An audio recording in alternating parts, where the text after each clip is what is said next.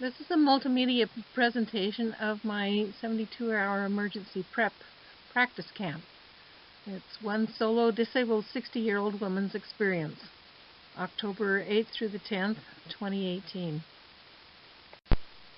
I've been trying for some years to get people to carry out 72-hour emergency practice camps, and I've finally taken my own advice.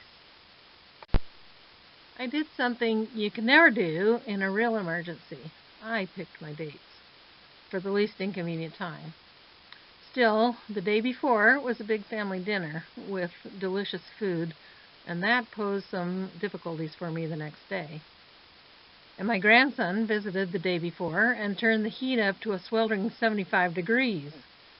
Well, emergencies don't ask what happened yesterday or what you plan to do today or tomorrow. They just happen. Too bad if you haven't made it to the grocery store for 3 weeks, or the laundry room is piled high with dirty clothes. That's just what you have to deal with.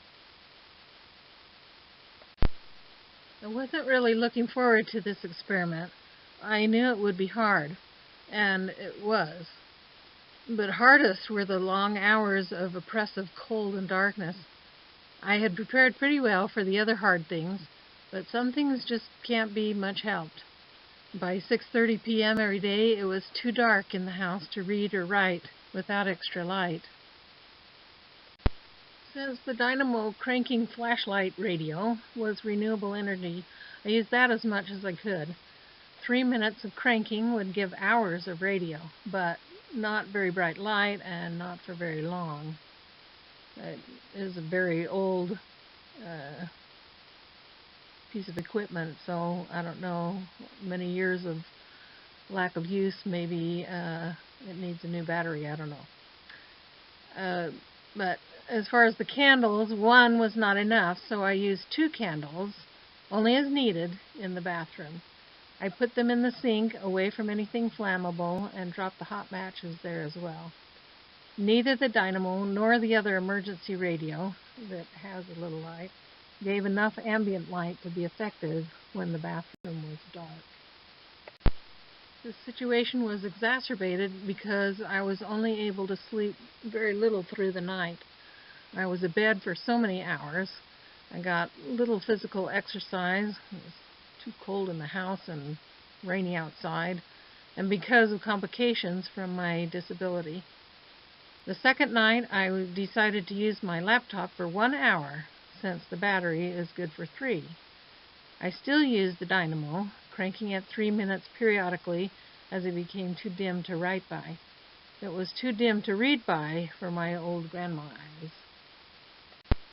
So the third night, in desperation, I tried a homemade emergency candle I was given many, many years ago, consisting of sawdust and wax.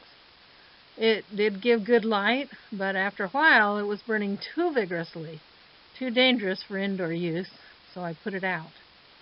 I went back to my laptop, and in using my cell phone to read my notes, I found that the cell phone used very little of its battery power and was a much better light, and boy, did I wish I had found that out sooner.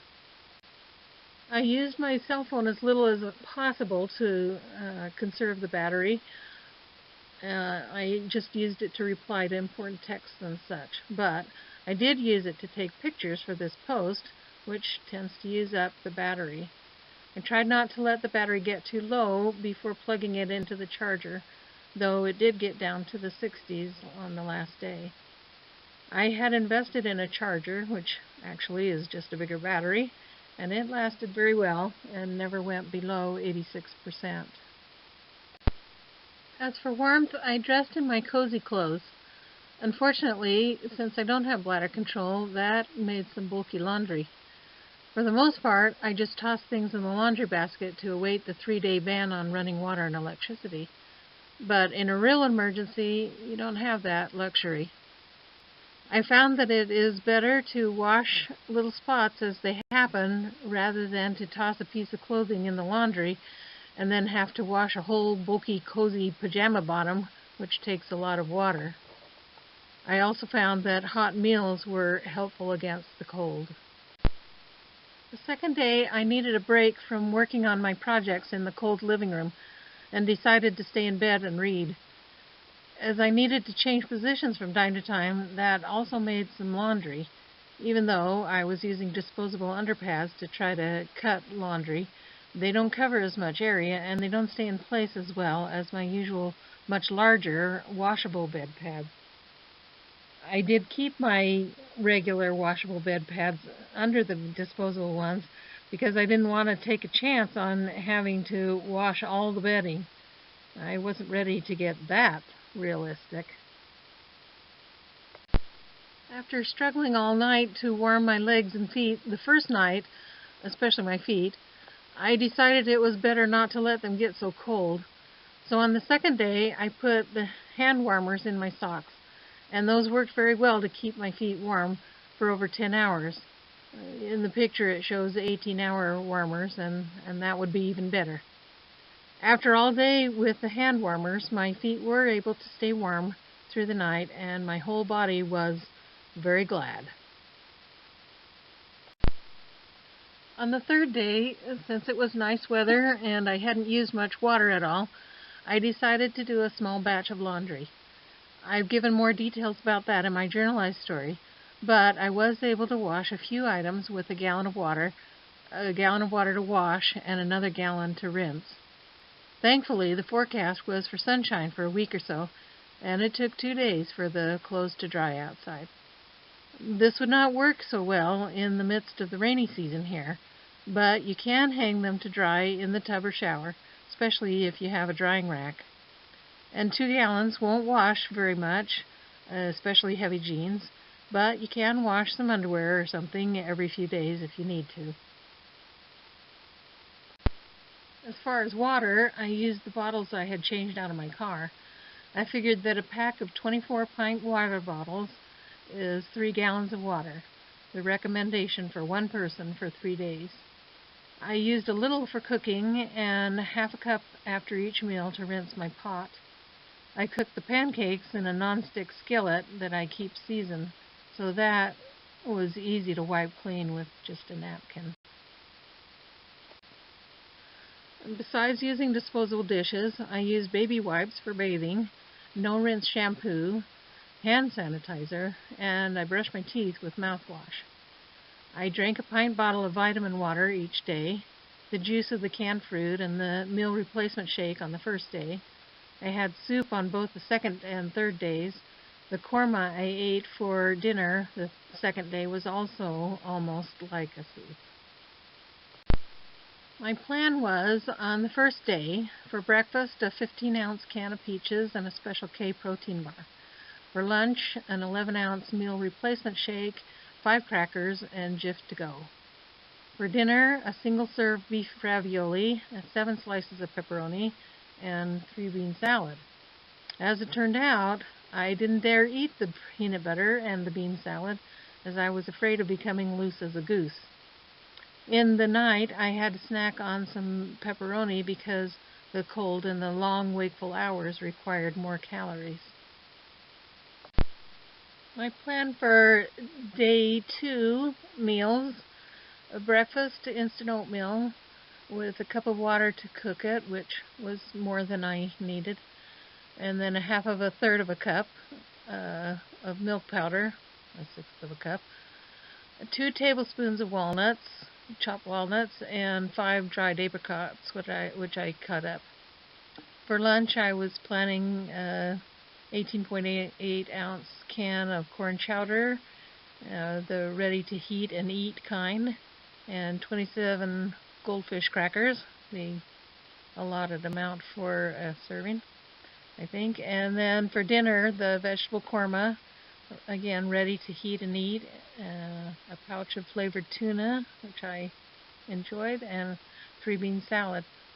Once again, I didn't dare eat the bean salad, and later that in the night I had to snack on some more crackers and a couple Special K bars, and I ended up taking a pill to firm up my bowels. The food plan for day 3 was breakfast, a small pancake with a tablespoon of Marionberry jam, a fried egg, and a bison bar. And I had a little bonus of 2 raspberries from the garden, even this late in the year. Lunch, I planned for half a toasted cheese sandwich and 2 cups of tomato soup. And then for dinner, I was going to have a 15-ounce can of beef stew. But then I wanted to try 4 varieties of the complete cookie, so I split those 4 ways with my grandkids for lunch instead. So then I had a whole toasted cheese sandwich with the tomato soup for dinner because I needed the extra calories after working 3 or 4 hours in the yard. And then later I had to snack on a couple Special K protein bars as well. I was very happy with the propane camp stove. It was low and stable. It was efficient. It only used as much fuel as you needed, which wasn't a lot for just one single person. And I used it on the little bistro table on the back porch. So I would have been protected even if it was raining, but hopefully not too terribly cold. As a solo paraplegic woman of 60, it was challenging to do this all on my own, although my grandson did help me set up the camp stove and such. My chief concerns going into this were disposing of potty waste and laundry. I usually do a batch or 2 every day. I got a potty chair or commode and was happy to find that they have liners that include an absorbent pad that's makes it easy to dispose of. You can put the potty chair over the open toilet so that all is as normal as possible, which is important for disabled persons and old grandmas and grandpas. As mentioned, I also got underpads for the bed and for going between the toilet and the bed because it's too hard to dress in a chair without the use of your legs. And then since I was using the baby wipes for bathing, that did cut the laundry down considerably. I avoided going to visit people who were using electricity during my camp, so it was rather lonesome. My granddaughter did come to check on me each day, but she didn't stay long in my cold, dark abode. The 3rd day was my grandson's usual day to earn money by helping Grandma, and thank goodness for nice weather to work in the yard. The company, the sunshine, and the physical exertion were good for morale and warmth, but required more calories and fluids. I felt like I was pretty well prepared, but a disaster is still a disaster. And for me, life without electricity and running water is, well, not fun. I thought, most people through most of history and the world have not had electricity and running water. I thought, what joy women must have felt when they got a wringer washer. Imagine trying to wash and wring out those big heavy dresses, and why aprons to protect them were a necessity. They didn't own too many clothes, those that had to wash their own, and wash day was a whole day. All in all, it was a valuable experience, and I'm glad I did it. But I am so very glad it's over. But let's not take for granted all the good things we have to make our lives less miserable.